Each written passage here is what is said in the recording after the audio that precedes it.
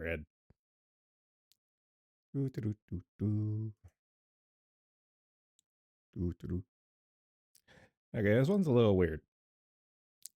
Jim Jordan demands answers after Biden admin caught flagging MAGA and Trump to track political opponents' financial transactions. Now, my thought with this is that Watergate, like the OG gate, Watergate, the Watergate scandal, was a portent of things to come because I'm sure shit went down long before Watergate, but since Watergate, it's really gotten bad for like I get into power, I'm going to fuck over my political opponents left, right, and center. And that shit is just out there in the open now. And for the most part, people really don't care because okay, Watergate was a little before my time, but like I'm aware that Watergate, when it happened and stuff, it was like a big fucking deal. And now we got shit like this here where it's like, okay, yeah, whatever. Let's see. Jim Jordan, chairman of House Select Subcommittee on the Weaponization of the federal government on Wednesday, announced that it obtained documents revealing that federal agencies have flagged financial transactions for financial institutions for people using politically sensitive words such as MAGA and Trump. This shit is fucking Orwellian because I still remember when up here in Canada the trucker protests for the vaccinations went on, and they got their bank accounts shut down and shit like this. Shit like this is just going hog wild.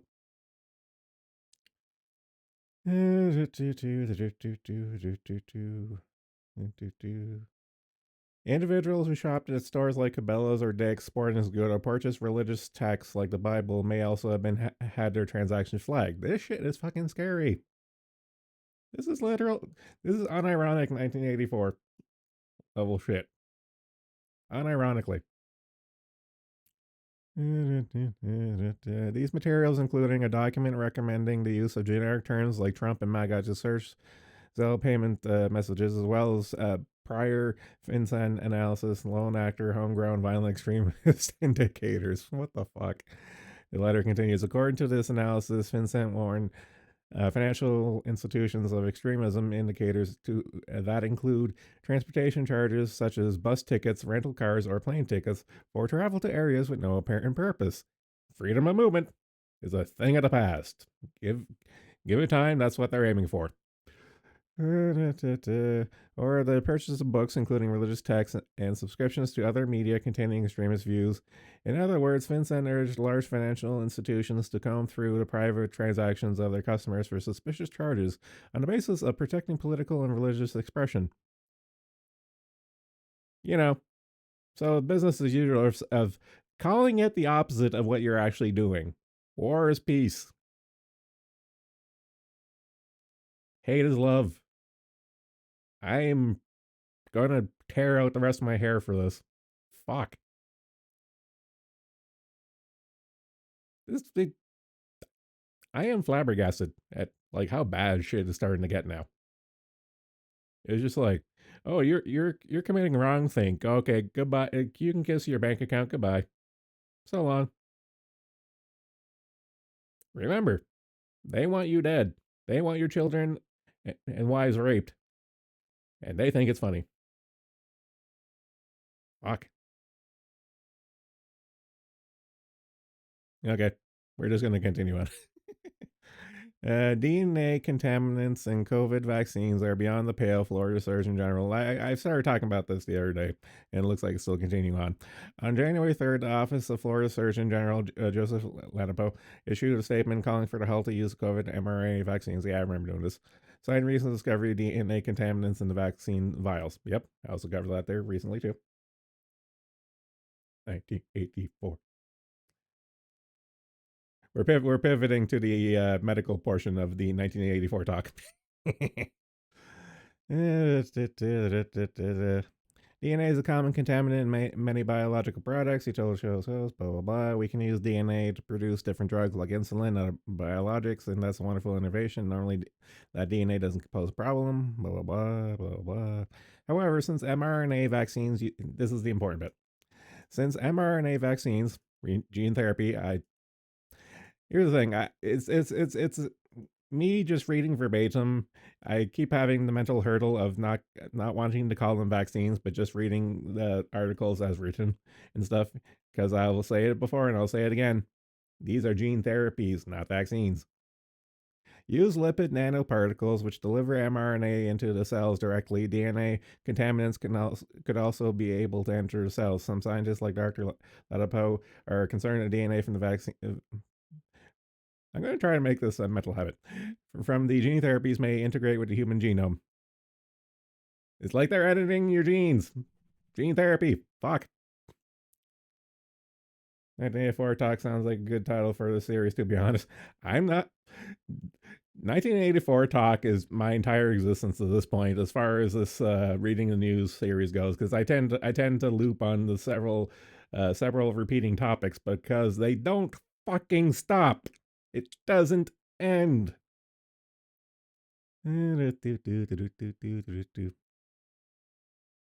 Blah blah blah blah blah blah blah blah blah blah blah blah blah. Because like most of this information right here is like I've covered it in like bits and pieces for like different news articles like over months at this point. Risk of DNA integration. Other possibilities include disruption of normal expression of some proteins, which then subsequently lead to a disruption in normal human function. Again, gene therapy. Unintended consequences of gene therapy. Fuck.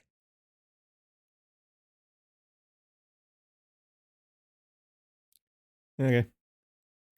Yeah, so I imagine this Florida ruling is going to be making the rounds for the foreseeable future, and I'm all for it.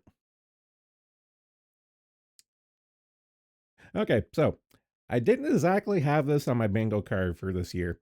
For my World War III bingo card, I didn't exactly have Iran and Pakistan throwing hands. So Iran and Pakistan on brink of military conflict following missile strike. China urges calm. Uh, Iran's Tuesday missile and drone strike targeting Sunni jihadists in Pakistan's southwestern Balochistan province has had an unexpected have as un, ha, I can't talk. Province have as expected unleashed a diplomatic war between Tehran and Islamabad. Pakistan started its response by recalling its ambassador from Iranian capital on Wednesday, while also booting the Iranian ambassador from Pakistan. Pakistani officials say that 2 children were killed in what Iran said was a response to January 3rd suicide bombing of Kerman City, which killed over 100 people. Blah blah blah blah blah blah blah blah blah blah. Okay, this is kind of what's throwing me for a bit of a tizzy too. Interestingly, China has intervened diplomatically, urging both sides to react with calm and restraint. The Chinese Foreign Ministry Wednesday urged the both sides to avoid action that would lead to an escalation of tension and work together to maintain peace and stability of the region.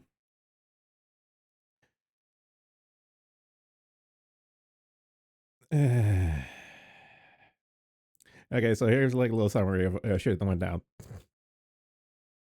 Pakistan recalls ambassador in Tehran kicks out Iran ambassador. Iranian reports on border clashes. IRGC commander killed. China mediation failed. Look media and confirm reports that the border shut. Saudi mediating. India statement backs Iran. Of course, fucking India backs Iran. It's like, hey, you're fighting Pakistan. You're okay by our book. Oh boy. The United States was also among those countries to condemn Iran's attack, which was deep into Pakistani territory. The situation remains dangerous also because Pakistan is a nuclear power. That's another thing too. it's like it's like fucking it's like Iran's kind of punching above its weight class again. Again. Fuck. And I still say we're in World War again. I still say we're in World War III. It's just people don't want to admit it until the nukes start flying. Like, like there are so many global conflicts right now, going on right now. I'm starting to lose count. This is fucking wild. Climate change. You always brighten up my day with your brand specific brand of retardation. But on the flip side, this is actually a white pill moment. Contrary to popular belief, we do have white pill times on this channel. Even though my nose is stuffy since we have a cold snap going on right now. Ugh. Yeah, global warming my ass. Young audiences question climate alarmism, prompting calls to censor content. Of course, they want to censor content. They always want to censor content. But the fact that they're not getting the kids the comply, that there fills me with hope that the kids coming up, so say like maybe Gen Alpha and thereabouts, I have hopes. A recent study has revealed significant skepticism among young audiences regarding climate alarmism, a development that poses a challenge for advocates of urgent climate action, but is likely to be welcomed by those who see stroking fear about the supposed ills of global warming is as exaggerated. Spoiler alert, they are exaggerated. It's a death cult that needs you to be perpetually in fear, so you give them your money and control and give them control.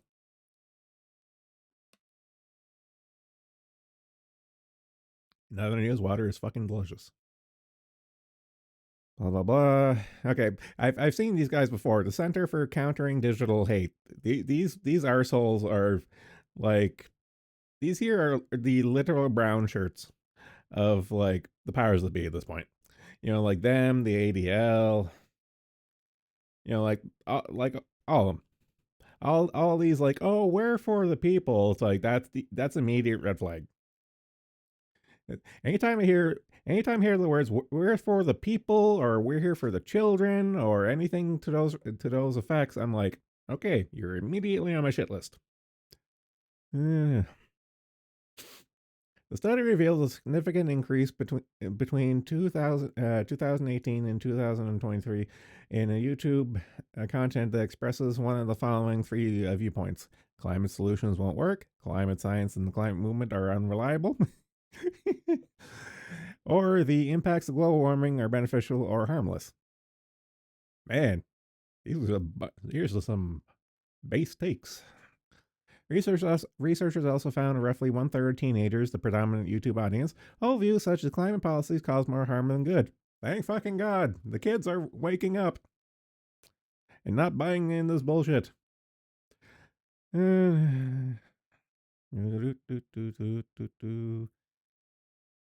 Or consider climate change hoax to control and oppress people. Yes. The findings, which CCDH calls alarming and startling, suggests that there's a growing rejection of climate narratives that emphasize imminent global catastrophe. Yes, the group says it finds the trend troubling and urging big tech companies such as YouTube to censor content that contradicts the authoritative scientific consensus on climate change. Fuck you and the horse you rode in on, asshole. Oh my god. They're not even trying to hide it anymore. However, the trend reveals by the research is likely to be seen as a breath of fresh air by skeptics of climate alarmism, as well as those who believe the climate activism is about political control or has morphed into some kind of secular religion, which is sometimes labeled a climate cult. Okay, this is Tom Ozymek via the Epoch Times. I was just making sure I didn't. I was just making sure I didn't write this because this is pretty much all my usual talking points. It's like, Tom, are you my long lost brother? Oh God.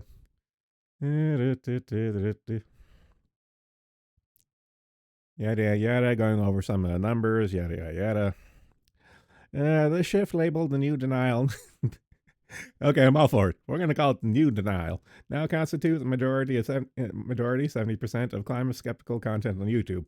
Yes. At the same time, content expressed in the view that global warming is not happening is down 14% from 48% among climate skeptical YouTube content. Blah blah blah. More poll, more numbers. Blah blah blah.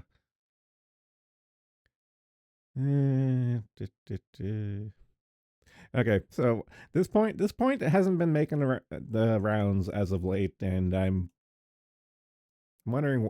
Well, okay, I know why, but by contrast, more than 1,600 scientists and informed professionals recently signed a pledge declaring that there's no climate emergency, arguing that flawed modeling and alarmist rhetoric have drowned out scientific reality for the sake of money and power.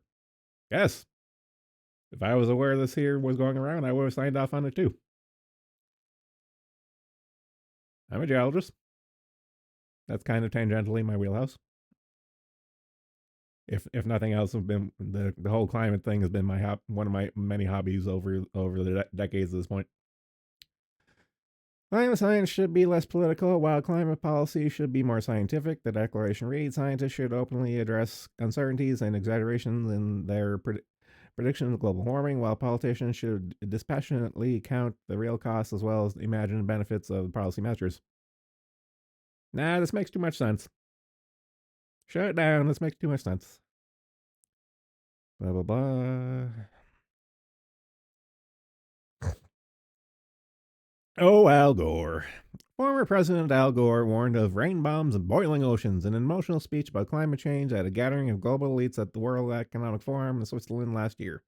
And I'm sure he's probably spouting that same shit this year too, which is going on right now, by the way.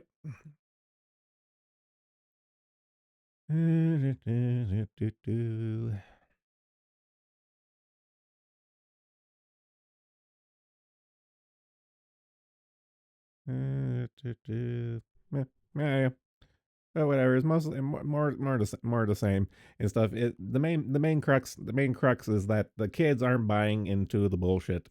Is what I kind of want the main takeaway from all this to be. So that like I've been saying this for a while, like the kids coming up after the Zoomers, after like Generation Alpha. I have money riding on Generation Alpha, unironically. Uh, my godson and his brothers better they have a lot of shit to deal with uh, growing up in clown world and stuff, but I'm in their corner. uh, yes, been talked about this before. Journalists uncovers shadowy network of non-government organizations facilitating U.S. border invasion. I talked about this before, about like the United Nations, Red Cross, Red Cross, Doctors Without Borders, blah blah blah. Like all these organizations having like pamphlets and like uh, like gathering sessions and stuff. They'll have informational panels and stuff of like, okay, they'll go down to South and Central America, organize a bunch of people. It's like, okay, this is where you go, this is who you talk to, and you'll get across the border. And it's like, okay, you're facilitating illegal immigration. It's like, fuck you. That's why I don't. That's why Okay, there's many reasons, but there are but one of the main reasons why I've never donated to charity, specifically like Doctors Without Borders, Red Cross, and those kind of charities and stuff, is because shit like this. It's just like, okay, most of this money is going to go to overhead, or it's going to go back to stuff that's going to harm me in return. It's like, fuck you.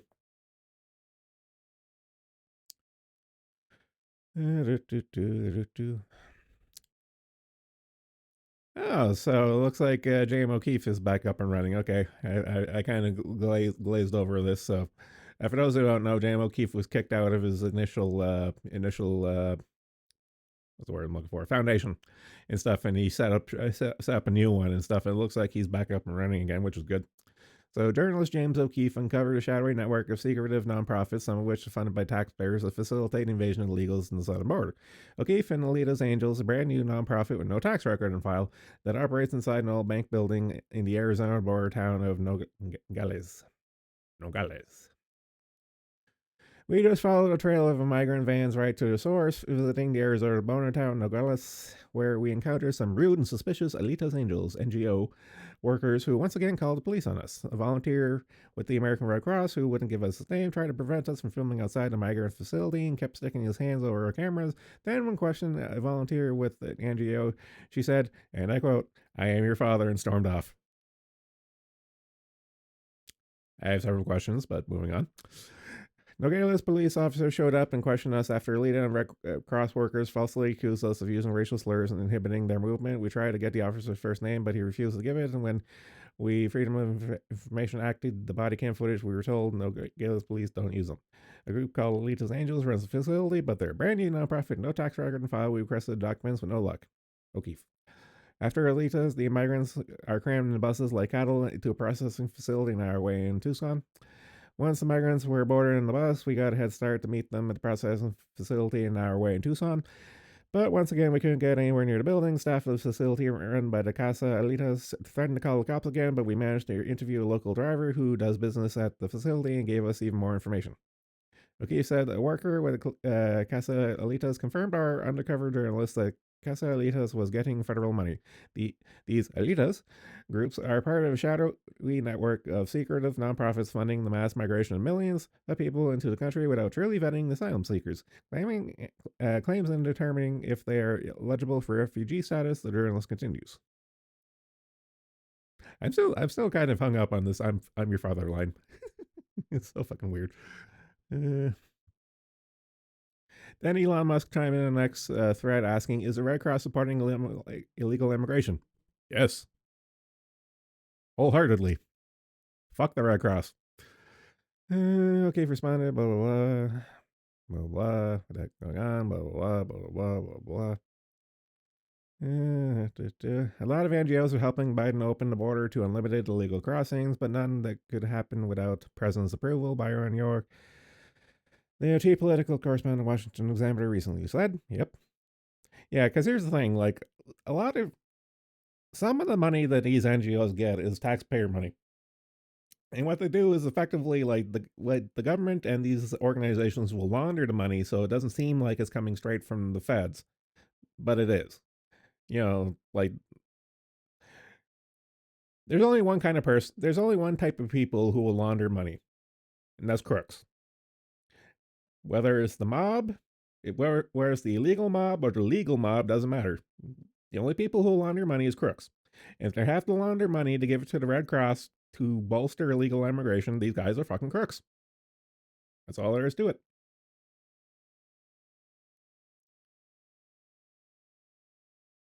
Oh, this one.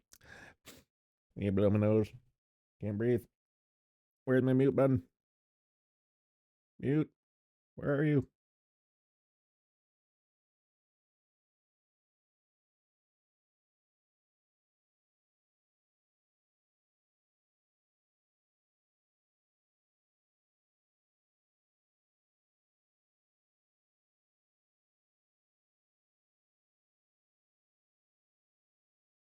Mmm. Bone nose and water. Anthony Fauci exposes Yale's Greg Gonzalez as academic activist who fake data claims. Okay, so the other day I mentioned Fauci was subpoenaed again or whatever, and he one of the things he said in a statement was that he could not recall where the 6 foot social distancing thing came from, even though that was like a big selling point, like a big point of their method of control was like stay 6 feet away from each other. And when asked under oath where the fuck they came up with that number, he's like, I don't know, but it looks like it may have came from this guy. Let's see. Former White House medical advisor Dr. Anthony Fauci admitted in a congressional deposition. Yeah, okay, so it was a congressional deposition last week that the federal government's COVID guidance for 6 feet social distancing was not based on scientific evidence, stating under oath a story just happened. Fauci's testimony came during the second day of his closed door deposition before the House Select Subcommittee on the I can't talk. Coronavirus pandemic, and echoed similar comment made by former FDA Commissioner Dr. Scott Gottlieb. 6 feet rule is arbitrary in and of itself. During September 2021 appearance on Face the Nation, while discussing COVID guidance, no one knows where it came from. The 6 feet is a perfect example of a lack of rigor how CDC made recommendations. Yes. Curious to see who had promoted this arbitrary rule. The story just happened. I began searching news articles and social media and ran across an expert declaration on Yale's website filed by Greg Gonzalez. Greg, just call him Greg, with the School of Public Health and Yale Law School. Greg also writes regularly for multiple media outlets, including Nation, where he's their public health correspondent. Data from China indicates the average infected person passes the virus to 2 to 3 people at distances of 3 to 6 feet. Greg claimed an illegal filing. And just for the record, Greg here, he deleted fucking everything when this here started making the rounds. So again, archive everything.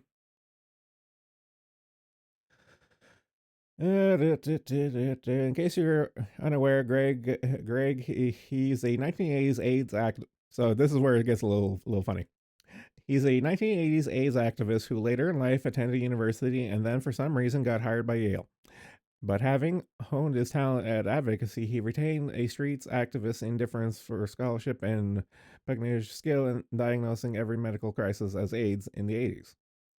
It's like 80s flashback. Ebola? That's AIDS, he told NPR.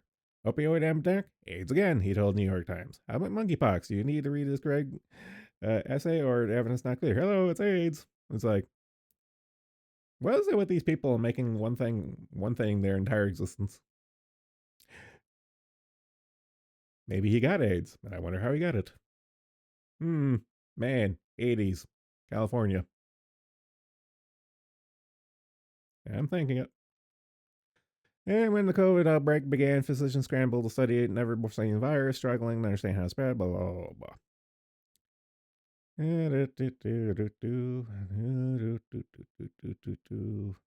Social media, Greg continued arguing for lockdowns before complaining they was being mischaracterized and pro-lockdown and then cycling through flip-flops once again. Blah, blah, blah. Thankfully, there's a screen caps for all this shit, considering he deleted everything. Comes back to Fauci, just sort of happened. Let's see.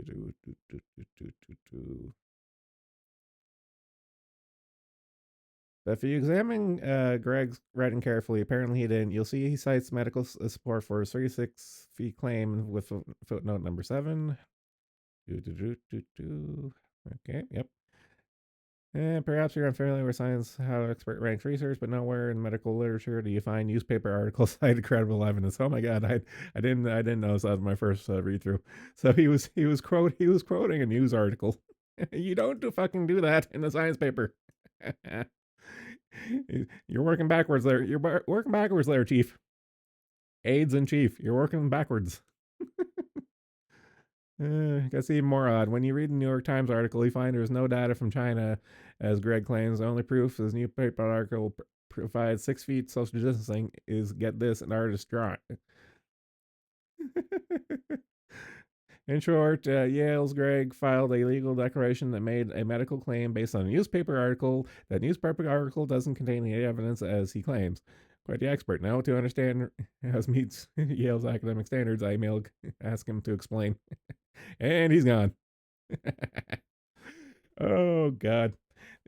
Again, like, all this shit, it's always been bullshit. It was bullshit since day one and stuff. But the fact that the information is starting to creep to the surface, like, and shine the light of day of how much nonsense was peddled and stuff, is just like laugh or cry, and I have to laugh because this is fucking retarded. Oh fuck. Okay, so this is coming back to one of my favorite topics as of late. So, what does Norway's approval for deep sea mining mean for the rest of the world? I covered this before of the United Nations hemming and hawing about protecting the bottom of the ocean, and Norway saying, "Fuck it, bet." Let's see. Norway's recent decision to allow deep sea mining for critical minerals is seen as a key step towards meeting demands of global green transition. Critics raise concerns about environmental impacts of deep sea mining, potential unknown effects of marine ecosystems. No one gives a fuck. Other countries and organizations, including the UK and the European Commission, have imposed temporary bans on deep sea mining due to environmental uncertainties. Also, get fucked. Let's see. Norway recently approved. Blah blah blah. Blah blah blah. Let's want to get to the important bits. I don't know if there's anything new really to report.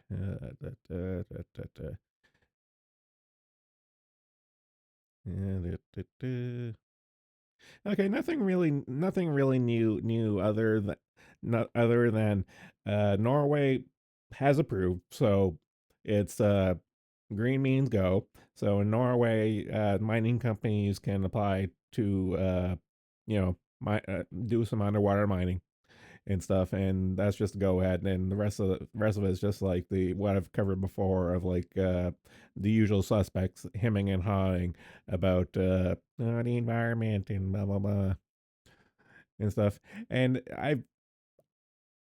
I really hope it does gangbusters and stuff because I've said it before and I'll say it again. We're going to strip mine the ocean before we go to space because space is just astronomically way more expensive and difficult when it comes to mining shit. So I said before, like it is an escalation and an order of operations of sort. You go for the easy stuff on land. When that gets difficult, you go for the easy stuff underwater. And when that gets difficult, then we'll end up in space. That's still far enough off in time scale.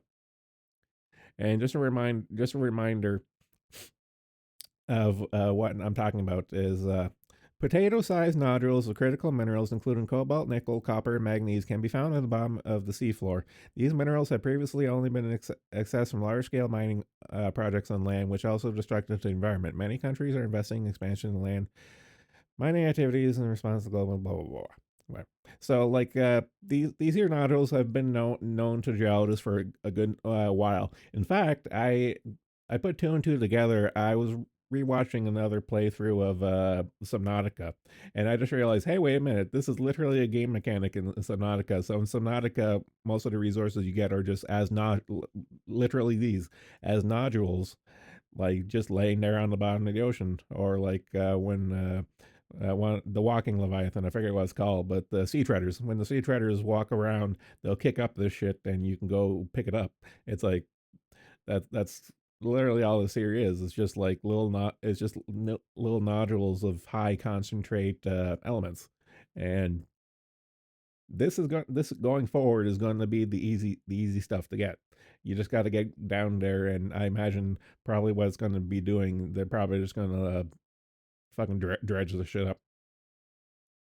But I look forward to it panning out. I find it interesting. This broad again. Okay. Fannie under pressure. Judge in Trump Georgia case orders the district attorney to explain misconduct allegations.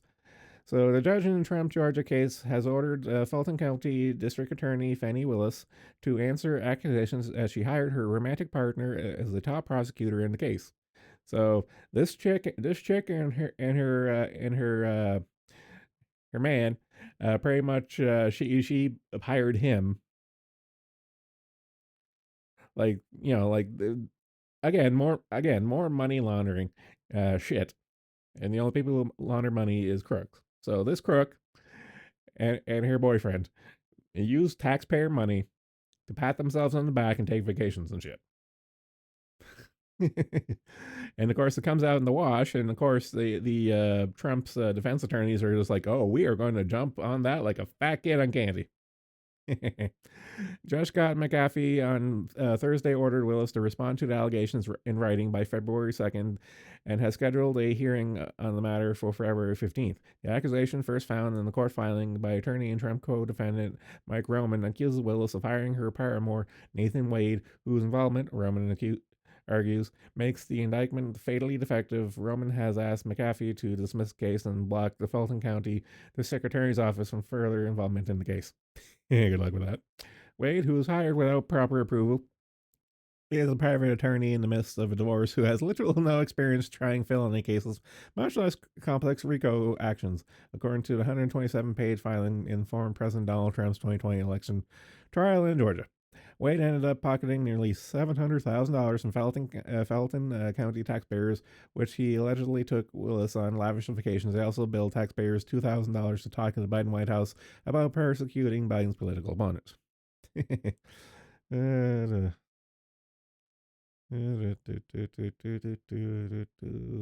Okay, so nothing really. Yeah, this is just more review stuff of what I've already covered and stuff. But the new bit is that the judge is just like, okay, this is getting retarded. It's just like either you recurse yourself and drop everything, or else you're gonna have no career by the end of this. Is probably what effectively what the judge said. This is just like it's like oh here's the thing with lawyers and judges and shit, especially with judges. If a judge sees that you're going to make the law profession look bad, they're going to have it out for you, and this is just nuts. Uh, yes, World Health Organization head, this guy. Global compliance needed for next pandemic. In an appearance at the globalist World Economic Forum in Davos, the Director General of the World Health Organization urged that global cooperation will be needed during the next pandemic and that national interests hinder compliance. Fuck you. In a session titled Disease X, Tedros stated that in order to be better prepared and to understand Disease X, whose pandemic agreement needs to be adopted globally. This is about a common enemy, Tedros continued, adding, without a shared response, we will face the same problem as COVID. He explained that the decline for legislation is May of this year, and the member states are negotiating between countries to implement it. This is a common global interest, very narrow national interest should not come in the way. He continued, adding, of course, national interests are natural, but they could be difficult and affect negotiations. Fuck you. Before the Cozy Chat, Rebel News reporter Avi Yemeni confronted Tedros and asked his opinion on global lockdowns and vaccination mandates. He had nothing to say. Of course he did. Meanwhile, how the hell did this guy speak at Davos? Yeah, I'm not going to bother reading the Twitter comments. But yeah. So, again, it's all it ever was.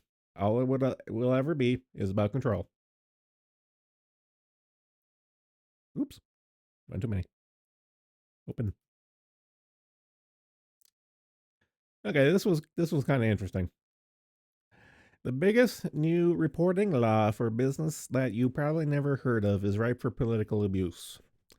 Ownership of almost all small businesses has always been private, and if their stock isn't publicly traded, most companies haven't needed to disclose the identify of owners anywhere. That's over for most U.S. companies. The Corporate Transparency Act went into effect January 1st, requiring most businesses to identify their beneficial owners, someone who claims to own at least 25% of the company or who has substantial control over it, to the U.S.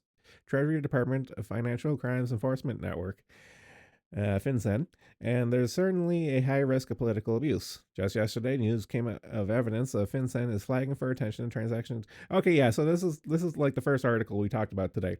So it's these chuckle fucks. It's these chuckle fucks that are reading and flagging the MAGA transactions, like the Bible transactions and stuff. It's these fuckers. So this Transparency Act is part and parcel of the 1984 shit we covered in the first article, and this is the mechanism. This is the mechanism of how they're doing it. I knew there was a reason why I had this. Okay. It's a direct change that will be a headache for many small companies and blah blah blah blah. But just going over a lot more details and stuff, and yeah. But it's mostly what we covered with the first article is that you will know nothing and you will be happy. But anything you happen to own, we can take away from you because you did a big no and had a thought crime, and we can shut down your bank account and all this shit. And this is what it is. They're just legislating that they can monitor everything. There are no words. Okay, this one's a little interesting. Not surprising, but interesting nonetheless. Hmm. Chinese lab sequenced COVID-19 weeks before Beijing disclosed data. No shit. Once again, the timeline surrounding COVID-19 pandemic has shifted, this time with the revelation that a researcher based in Beijing had already mapped the COVID-19 sequence 2 weeks before the CCP revealed its details to the world, raising questions over what other critical information China may have obscured from view and why. Well, we know why. The sequence came from 65-year-old Chinese deliverman who was hospitalized with high fever, coughing on December 18th, became critically ill 4 days later, according to his documents released by the House Energy and Commerce Committee. Blah, blah, blah, blah, blah, blah, blah. Uploaded the COVID-19 sequence into an IH US government database in December 28, 2019, when Chinese officials were still calling the disease an unknown pneumonia and ordered health workers not to spread any information about the disease or face harsh penalties. Yep, I remember this. Over 2 weeks later, on January 12th, Beijing shared a genetic sequence with the World Health Organization. 2 days later, CCP acknowledged the disease could spread between humans. Yada, yada, yada. Yada, yada, yada, yada. Yeah, so it's just expanding more on the details of how it came out and stuff. But again, the main point is that China knew more than what they were letting on. We knew this and stuff, and it's just too little, too late. But better late than too little, too late. But better late than never. That the information is coming out in the wash. That yeah, they knew and stuff. Which I pray to high fucking heaven. It's probably not going to be the case. I pray to high fucking heaven that the next round, when this shit takes off, that Joe Blow Normie will be a little more aware and have a memory of what happened in 2020 and onwards of this shit happening and be like, okay, I'm not going to trust any narrative from any government, especially China's. That is my hope. Okay, this one was a little fun. End of the world bunker listed on Zillow. 10,000 square feet, blast doors, and EMP shielding. Elites have spent the last decade building or purchasing underground doomsday bunkers, whether it's to survive the next global conflict, civil war in America, tyrannical government locks down the economy because of a virus, or out of control Black Lives Matter riots, or possibly solar storm with assassination power and communication grid. Bunker demand has been smoking hot. X account Zillow Gone Wild posted on Thursday about a 10,000 square foot bunker hidden in Polo, Missouri that was recently listed. In an era where even technology titans are grabbing headlines for investments in personal safety, such as End of the World Bunker, this property emerges as a true testament to the visionary planning, the Zillow listing said. Looks pretty Spartan, but okay. The bunker offers 10,000 square foot modernized underground space and located just 35 minutes away from Kansas City. It has a 2.5 foot thick concrete walls, EMP resistance copper shielding, and two 3,000 pound blast doors, Zillow Gone Wild said. The bunker's price is $2 million. That's affordable compared to other bunkers listed for tens or hundreds of millions. And I talked about the other day about that. Where was it? Florida. That island of Florida had that was pricing out millionaires and becoming exclusively just an island for billionaires. And of course, Zuckerberg talked about him a while back and stuff. But I don't know. I'm a survivalist at heart, so this year the stuff making the rounds is always interesting to me and stuff, and also kind of reminds me of how I miss Pippa's Zillow streams because we could see interesting shit like this. But yeah, more news from more news that we already know.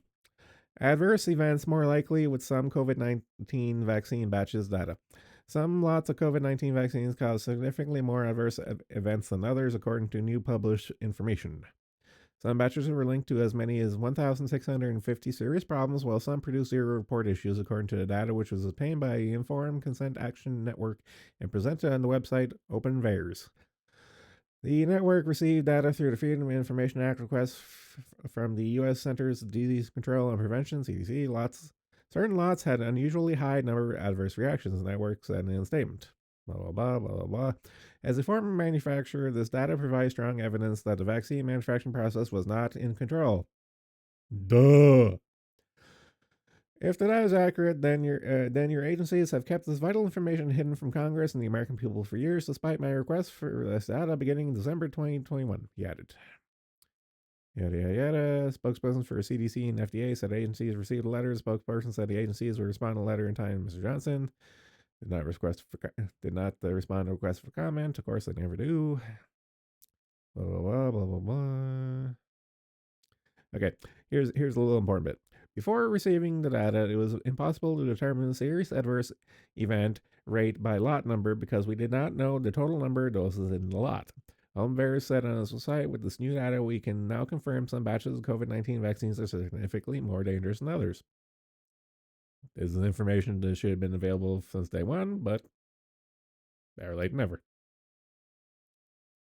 Blah, blah, blah, blah, blah. But yeah, so more news we already know. Next, home stretch. Okay, this one's fucked up. With apologies to Porian.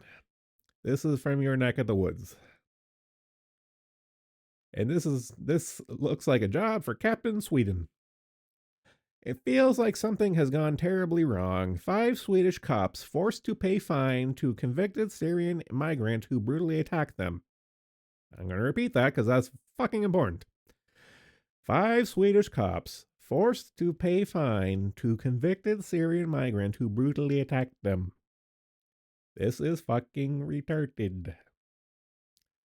In a shocking twist, 5 police officers are being forced to pay a fine to a Syrian migrant who was convicted for severely injuring one of them during riots related to a Quran burning during Easter 2022. The officers will have to pay out a total of 12,650 Swedish crowns, around 1,000 euros, from their own pockets to a 45-year-old convicted Syrian who has been sentenced to 2 years and 7 months for his role in the riots. The officers have reacted with near disbelief over the outcome of the case. It feels like something has gone terribly wrong.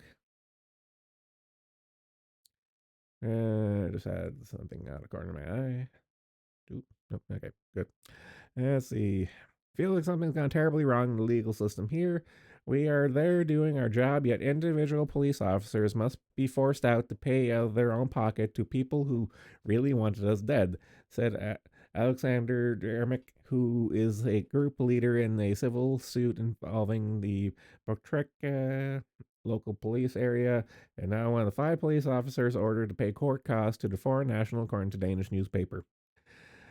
The case stems from current riots, which began in Örebro City Park over Easter weekend 2022. They were preceded by far-right activist Rasmus Paludan burning a Quran in Sweden, leading to violent riots that lasted several days.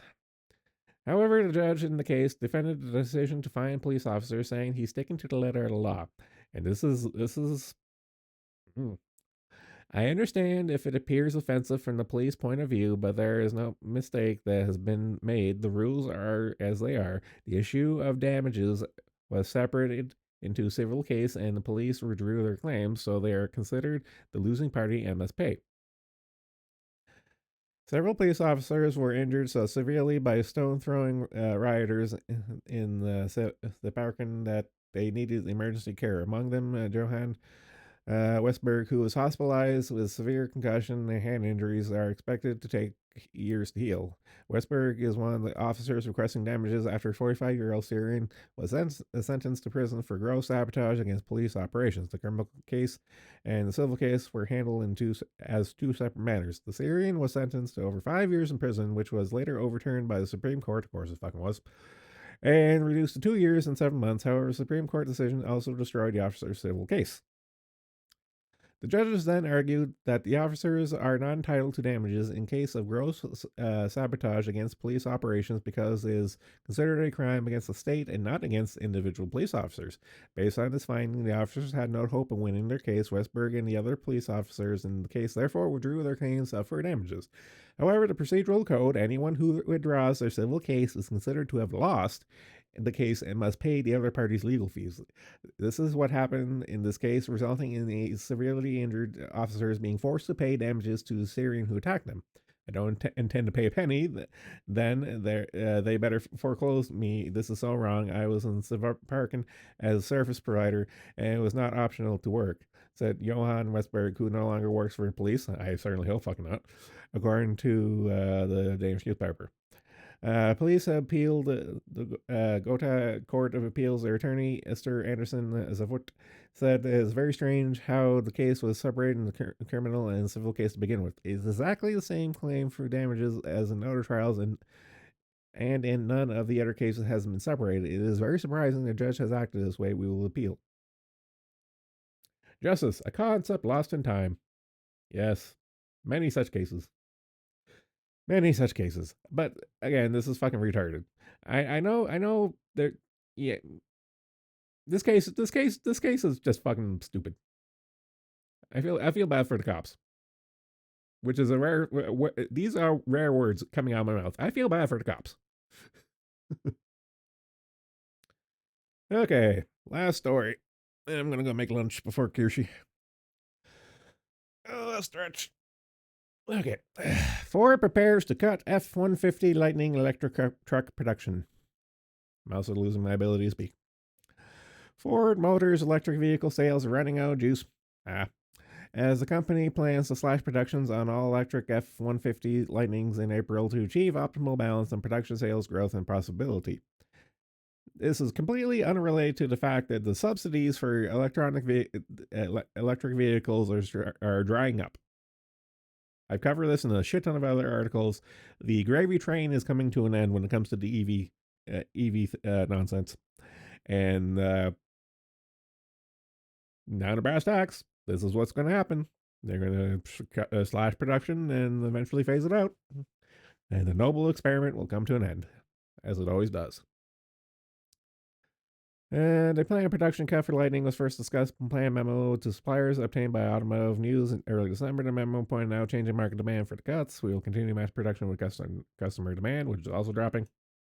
Its own separate thing. This development emerges amid numerous indications the EV market in the U.S. is slowing. Yep. EV demand next year could be lower than expectations. Blah, blah, blah. From LG. Also, 3,900 auto dealers wrote a letter to President Biden warning electric vehicles are stacking up on our lots. This is the important thing. Electric vehicles are stacking up on our lots, which is the best indicator to customer demand in the marketplace. People aren't buying it because the honeymoon's over. Plus, high auto loan rates and vehicle prices add to affordability concern. Folks don't want $1,000 payments for vehicles that come with range anxiety. Yep.